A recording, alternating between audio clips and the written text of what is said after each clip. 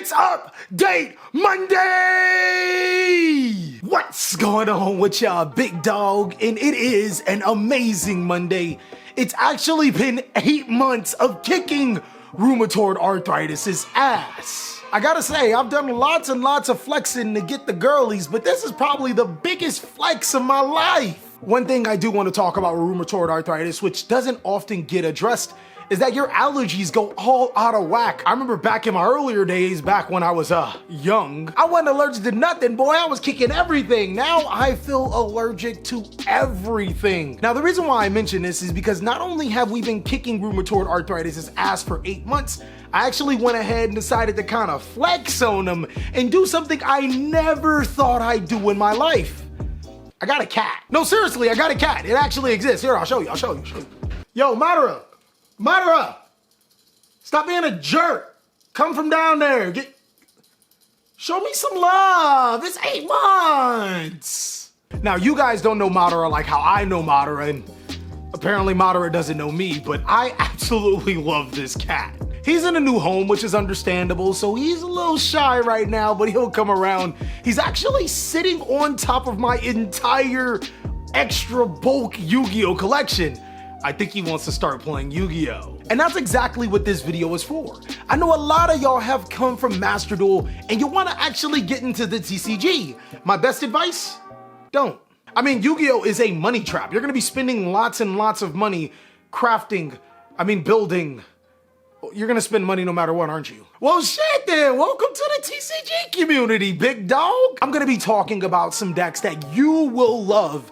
Not only can these decks be modified as you go through the ladder, these decks are too strong, they're cheap, they're cool, and they're exciting to play. So without further ado, let's jump on in. Now, I bet you're probably wondering, why is my cat's name Madara? Well, unfortunately, I don't get the privileges to name our animals anymore. Something about Sabrina saying ever since I've named our bearded dragon Lizzo, I lose my privileges because my name isn't original. Who doesn't want to name their lizard Lizzo? It's a lizard. I named my cat Kitty, I named my dog Doggo, it's the same thing. It makes it easier, especially when your Alzheimer's starts to kick in. One thing I will never forget is this first strategy. It is amazing for beginners because it's never really fell off competitive relevancy. It's still a deck that can still be really good. It also got extremely cheap and is fairly nostalgic. Shaddoll is a strategy that almost never goes off the map. Because of this strategy's strongest card in Shaddoll Fusion, allowing you to fusion summon monsters from your deck. If your opponent controls a monster special summon from the extra deck, what kind of requirements are those? We are not playing Yu-Gi-Oh! In 2005 anymore. Almost every deck special summons from the extra deck. This almost essentially guarantees that you'll be able to fusion summon a powerful monster like El Shaddoll Construct or El Shaddoll Winda to your side of the field. And while the Shaddoll monsters themselves do feel extremely power crept, flip effect monsters don't tend to really work in today's Yu-Gi-Oh! But their other effects can work with other strategies. Take, for example, mixing the Shaddoll strategy inside of the Invoke strategy. Not only has it been pretty good for over 7 years inside of the Yu-Gi-Oh! Card game, it's a deck that just never seems to fall off. Shaddoll is a strategy that you can almost bet your bottom dollar on that almost every single year there's going to be some invention of this deck to be somewhat competitive. For the last few years, there's been Shaddoll Invoked, a very popular and powerful strategy in this day. It's a fusion heavy deck for you Yu-Gi boomers that want to get back into Yu-Gi-Oh! By using an old school mechanic. That's right, you young whippersnappers. I remember when it was called a fusion deck. And we can have as many cards in the fusion deck as we wanted to. We also could have as many cards in our main decks as we wanted to. There was no side deck either. Only thing that hurts is my side. Ugh. Yes, Boomer Callie, we get it, you're old. There's powerful monsters in this deck's arsenal like Invoked Mechaba that can not only negate the card and banish it, and then there's still the fusion side of Shaddoll's being able to special summon El Shaddoll Winda, preventing a player from special summoning more than once. Preventing your opponent from special summoning more than once, because you've already special summoned before you summoned this card. You don't need to anymore. And if Shaddoll Invoked isn't your cup of tea, well, it's perfectly fine. The reason why I said Shaddoll is because there's so many other ways to play it. There's a Shaddoll Dino deck that focuses on bringing out Shaddoll Winda to slow your opponent down, but since Ultimate Conductor Tyranno can destroy Shaddoll monsters in your hand, you can trigger their effects too. And then there's also even a pure version of Shaddoll that relies more on traps and being able to fusion summon an arsenal of Shaddoll monsters to be able to gain advantage. I gotta say, no matter which version of Shaddoll you pick, I think you'll be thoroughly satisfied with the mechanic of fusion summoning, as it has came a long way to just activating polymerization and hoping you have the right cards in your hand.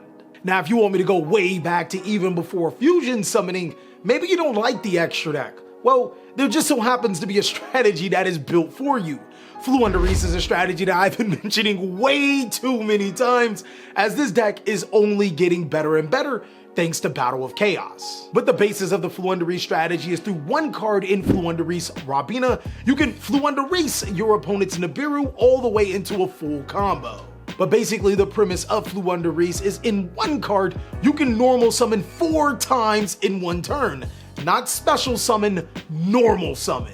I also think that you'll flock to this strategy when you can play over some of the more popular cards like Nibiru the Primal Being. Not only do you pretty much stop at the 4th summon, if you are summoning 5 times, well, you're gonna be summoning a card that's way old school in Barrier Statue of the Stormwinds. This card prevents both players from special summoning, but since you don't special summon, it prevents your opponent from special summoning.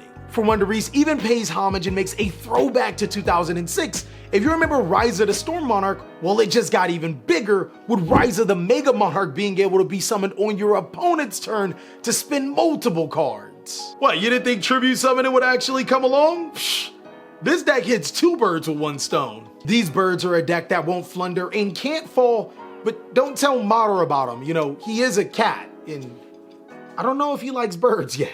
Madara, you like birds? Birds?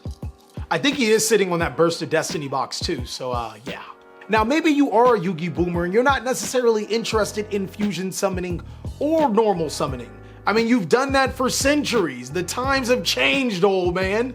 You might want to look into a strategy that's more new and refined. And if I had to say a Link deck, well, I gotta give you Tri-Brigade. Tri-Brigade is just like Shaddolls. You can play it in so many different ways, it will blow your mind. But basically how the Tri-Brigade monsters work is that you can banish Beast, Beast Warrior, and Winged Beast monsters from your graveyard. That's right, Harpy Ladies aren't the only Winged Beast monsters to exist in Yu-Gi-Oh! Now, to be able to special summon Link monsters to your side of the field from your extra deck. Disclaimer, you old boomers, this is not how you Link summon. But the Tri-Brigade strategy can still pretty much Link summon into almost every single one of those cards just by using the monsters inside of its deck. It's also a strategy that can be played pure, as well as with Lyrilusk and even the Lunalight cards that just got Lunalight Tiger off of the Forbidden list. Basically, if the strategy says Beast, Beast Warrior, or Winged Beast, you can consider playing Tri-Brigades in it because it likes its girls BBW. Because BBW is a acronym for Beast, Beast Warrior, Winged Beast. Not the other thing. And don't look up the other thing if you're too young. Or don't look up the other thing. Now, it doesn't make too much sense, but maybe you quit at the best era of Yu-Gi-Oh! I mean, everybody knows that Xyzs were the best era at Yu-Gi-Oh! Were they? I'm genuinely interested. I do feel that Xyz is the best era of Yu-Gi-Oh! If you do feel differently, go ahead and let me know. But genuinely, if you love Xyz-based decks, then boy, Phantom Knights just might be your strategy. Now, Phantom Knight does use its fair share of Link summoning and Confusion summon, but being able to Xyz summon is this deck's forte, making powerful monsters like Phantom Knight's Breaksword to be able to destroy cards on both sides of the field. And if you just so happen to destroy Breaksword, you can special summon more Phantom Knight monsters and increase their level for another Xyz summon? Boy! I remember back in our day when our Xyz monsters were simple. We had Livier the Sea Dragon and Excited Knight. Those were the good old Xyzs. Well, Boomer Cali is right. Those are still fairly good Xyzs. So good that Levier is still being played in Phantom Knights to this day. Being able to special summon some of those banished Phantom Knights back to your side of the field and use them for a potential Link or Xyz summon again is amazing. Also, being able to make some of the newer Xyzs like Divine Arsenal AA Zeus and the retrained Utopia in Utopic Draco Future is incredible. And I also gotta say, despite how Phantom Knights have been played competitively, you can still play other Phantom Knight variants with good success. Orcus Phantom Knight is extremely fun to play.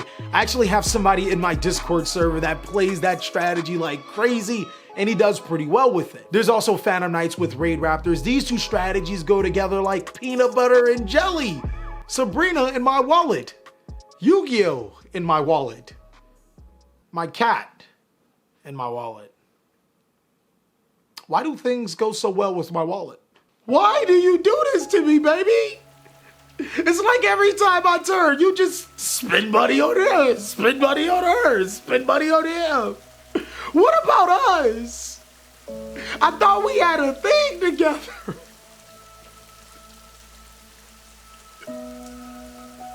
Why don't you just stay in the car when we go for dinner and let Sabrina play one time?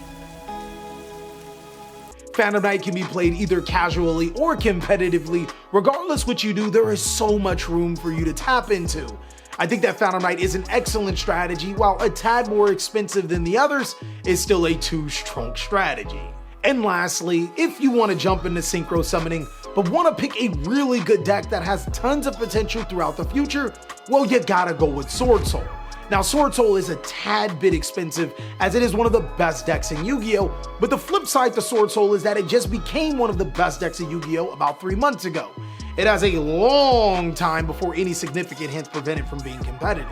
Sword Soul is pretty much built off of 1-card synchro summons. Monsters like Sword Soul, Moi Yi, and Long Yuan allow you to special summon tokens to your side of the field, but these tokens are tuners. What's that?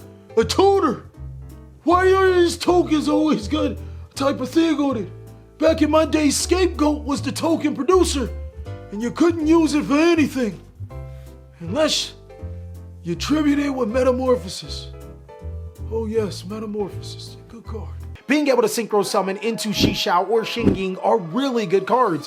One allows you to get a search and the other one, it's a lot better than what people think. And then there's also the new Shishing Long Yuan. This card is pretty bonkers for the Sword Soul strategy. Sword Soul can be played pure or mixes fairly well with the Tingyi strategy.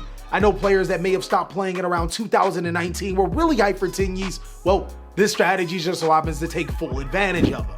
Plus, if you live by the sword, then you won't lose your soul dying by the sword. Too strong. And that is all that I have for the top 5 strategies for beginner post Battles of Chaos. I don't want you jumping into a strategy that isn't necessarily good or doesn't have a ceiling or doesn't allow you to play something else along the lines. That's why I didn't choose a lot of Dark Magician and Blue Eyes builds, the traps that a lot of players fall for. But if you actually want to see some other great beginner decks, then you can go ahead and check out this video. It leads you to the budget video, which is a very good video that you can play these strategies as well. Or you can go ahead and check out this video because it's awesome just like you, as I'll catch you on the next one.